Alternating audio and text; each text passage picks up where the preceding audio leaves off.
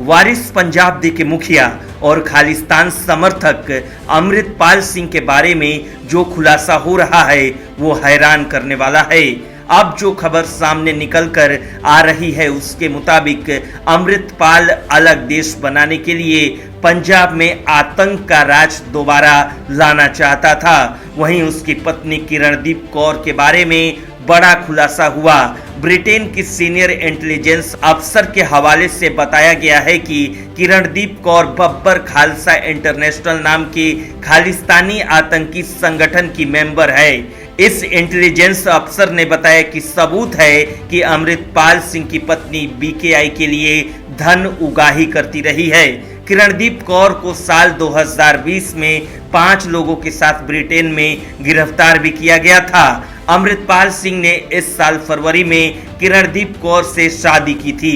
शादी के दौरान की जो तस्वीर सामने आई है उनमें अमृतपाल सिंह का चेहरा तो दिख रहा है लेकिन किरणदीप कौर का चेहरा नहीं दिखता। सूत्रों के मुताबिक पंजाब पुलिस और केंद्रीय एजेंसियां किरणदीप कौर के बारे में जांच पड़ताल कर रही है। किरणदीप फिलहाल अमृतपाल के घर यानी जल्लूपुर खेड़ा गांव में ही रह रही है। माना जा रहा है कि अगले कुछ दिनों में किरणदीप से भी पूछताछ की जा सकती है, जिसके बाद अमृतपाल और खालिस्तान संबंधी कई और बड़े खुलासे हो सकते हैं। अमृतपाल सिंह को तलाश पाने में फिलहाल पंजाब पुलिस नाकाम है। बीते शनिवार 18 मार्च से पंजाब पुलिस ने अमृतपाल के खिलाफ कार्रवाई शुरू की थी। अमृतपाल सिंह पुलिस को चकमा देकर फरार हो गया था और पुलिस ने उस पर राष्ट्रीय सुरक्षा कानून के तहत कार्रवाई की है। अमृतपाल सिंह के खिलाफ गैर जमानती वारंट जारी किया गया है। देश से फरार होने से रोकने के लिए अमृतपाल सिंह के खिलाफ लुकआउट नोटिस भी जारी किया गया। पंजाब पुलिस के अफसरों का कहना है कि जल्द ही अमृतपाल को गिरफ्तार कर लिया जाएगा। उसे दबोचने के लिए पुलिस ने कई टीमें बनाई हैं। पुलिस सूत्रों के मुताबिक अमृतपाल के अभी पंजाब में ही छिपे होने की संभावना है। ऐसे में उसके सभी ठिकाने खंगाले जा रहे हैं। ब्यूरो रिपोर्ट, न्यूज़ चौक। दिल्ली के पूर्व उप मुख्यमंत्री मनीष सिसोदिया की मुश्किलें दिनों दिन बढ़ती जा रही। शराब घोटाले में फंसे सिसोदिया का जेल से बाहर निकलना मुश्किल है। एक तरफ ईडी, दूसरी तरफ सीबीआई, दोनों सिसोदिया के खिलाफ शिकंजा कसे हुए हैं। शराब घोटाले में दिल्ली के पूर्व डिप्टी सीएम और आम आदमी पार्टी के नेता मनीष सिसोदिया को जोरदार झटका लगा है। दरअसल मनीष सिसोदिया को 5 अप्रैल तक तिहाड़ जेल में ही रहना होगा। उनकी न्यायिक हिरासत बढ़ा दी गई है। दिल्ली की राउच एवेन्यू कोर्ट ने बुधवार को आप नेता मनीष सिसोदिया को 5 अप्रैल तक न्यायिक हिरासत में भेज दिया। बता दें कि 22 अप्रैल को आबकारी नीति से संबंधित धन शोधन के केस में सिसोदिया के ईडी की रिमांड समाप्त होने के बाद राउच एवेन्यू कोर्ट में पेश किया गया, जहां कोर्ट ने आप नेता को झटका देते हुए 5 अप्रैल तक के लिए न्यायिक हिरासत में भेज दिया। वहीं मनीष सिसोदिया ने अदालत से आग्रह किया है कि उन्हें न्यायिक हिरासत के दौरान कुछ धार्मिक और आध्यात्मिक पुस्तकें ले जाने की अनुमति दी जाए। इसके बाद कोर्ट ने उनसे इस संबंध में अर्जी दाखिल करने को कहा। सिसोदिया ने मंगलवार को ईडी मामले में राउच एवेन्यू कोर्ट में जमानत याचिका दायर की और अदालत ने केंद्रीय एजेंसी को नोटिस जारी करते हुए मामले की अगली सुनवाई 25 मार्च तक के लिए सूचीबद्ध कर दिया। अदालत ने सोमवार को सीबीआई द्वारा इसी मामले में सिसोदिया को 3 अप्रैल तक न्यायिक हिरासत में भेज दिया था। बता दें कि सीबीआई द्वारा सिसोदिया को 26 अप्रैल को गिरफ्तार किए जाने के बाद ईडी ने भी उन्हें इस मामले में 9 मार्च को गिरफ्तार किया था। ईडी ने मामले में पिछली सुनवाई के दौरान कोर्ट को बताया था कि सिसोदिया की हिरासत के दौरान अहम जानकारियां सामने आई हैं और उनका अन्य आरोपियों से आमना सामना कराया जाना बाकी है। ब्यूरो रिपोर्ट, न्यूज़ चौक। महाराष्ट्र में एकनाथ शिंदे सरकार ने वो कर दिखाया है जो उद्धव सपने में भी नहीं सोच सकते। उद्धव हनुमान चालीसा पर रोक लगाने का काम कर रहे थे तो एकनाथ शिंदे ने सीधे दरगाह पर ही बड़ा एक्शन लेकर दे दिया है हिंदुत्व का बड़ा सबूत। दरअसल महाराष्ट्र नवनिर्माण सेना के सुप्रीमो राज ठाकरे ने मुंबई में माहिमा के पास समुद्र में बन रही एक दरगाह को हटाने के लिए शिंदे सरकार और बीएमसी को अल्टीमेटम दिया। एक जनसभा में राज ठाकरे ने कहा कि अगर 1 महीने में ये अवैध मजार हटाई नहीं जाती तो एमएनएस के कार्यकर्ता वहां जाकर मंदिर बनाएंगे। राज ठाकरे ने कब्र को दरगाह का रूप दिए जाने के दावे में एक वीडियो भी लोगों को दिखाया।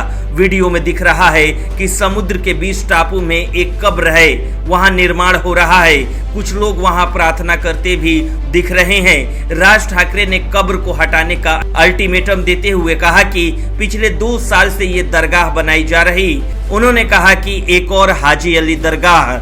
राज ठाकरे ने कहा कि ये जगह माहिम पुलिस स्टेशन के करीब है, बीएसपी के अफसर यहाँ घूमते भी रहते हैं, इसके बाद भी इस बारे में बात करने वाला कोई नहीं है। राज ठाकरे ने फिर वीडियो चलाने को कहा, ये वीडियो ड्रोन से बनाया गया।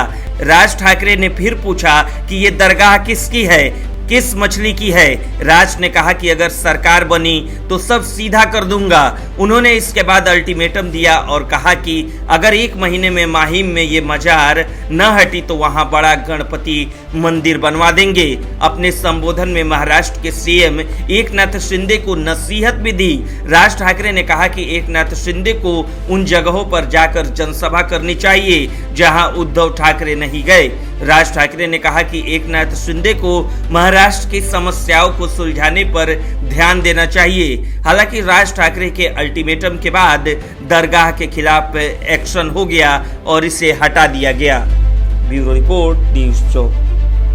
कांग्रेस नेता राहुल गांधी की मुश्किलें थमने का नाम नहीं ले रहा। पहले कैम्ब्रिज में दिए भारतीय लोकतंत्र पर बयान को लेकर विपक्षियों के निशाने पर आए। इसके बाद जम्मू कश्मीर में महिलाओं के यौन शोषण का मुद्दा उठाने की वजह से फंस गए।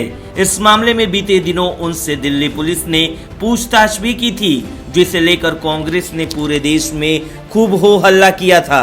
वहीं अब राहुल गांधी एक और नए पचड़े में फंस गए। दरअसल 2019 के लोकसभा चुनाव में भाषण के दौरान मोदी सरनेम को लेकर की गई अपमानजनक टिप्पणी के बाद सूरत कोर्ट ने उन्हें 2 साल की सजा सुनाई। हालांकि उन्हें फौरन जमानत मिल गई, जिसकी वजह से वे सलाखों के पीछे जाने से बच गए। बहरहाल अब इस पूरे मसले को लेकर बीजेपी और कांग्रेस आमने सामने आ गई। बता दें कि 2019 के लोकसभा चुनाव में एक रैली को संबोधित करने के दौरान राहुल ने कह दिया था कि सारे मोदी सरनेम के लोग चोर होते हैं। इस बीच उन्होंने नीरव मोदी का भी जिक्र किया था।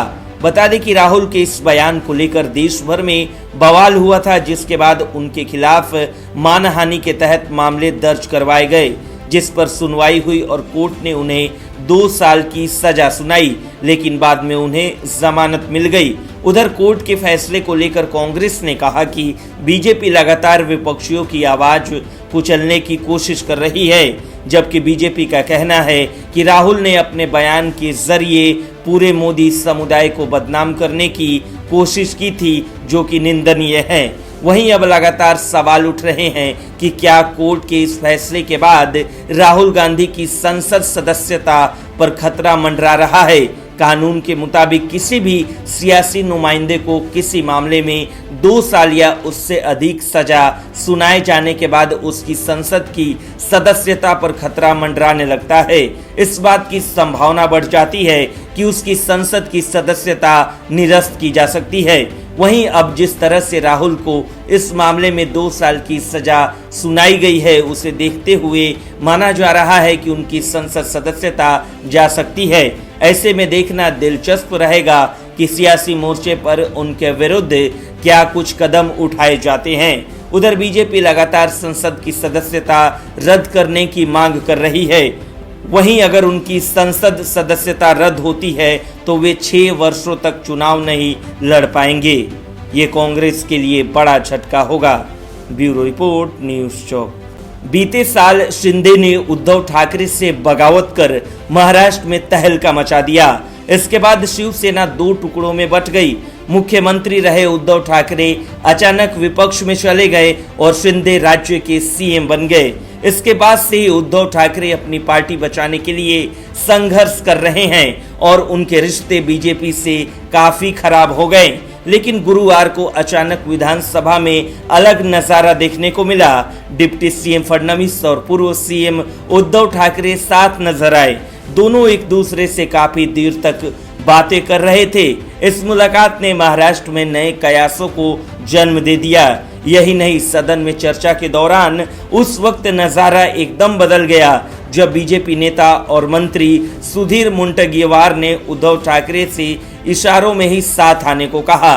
दरअसल मुनगंटीवार बीजेपी और शिवसेना की 2014 से 19 तक चली गठबंधन सरकार के दौरान चलाए गए वृक्ष संरक्षण अभियान की बात कर रहे थे।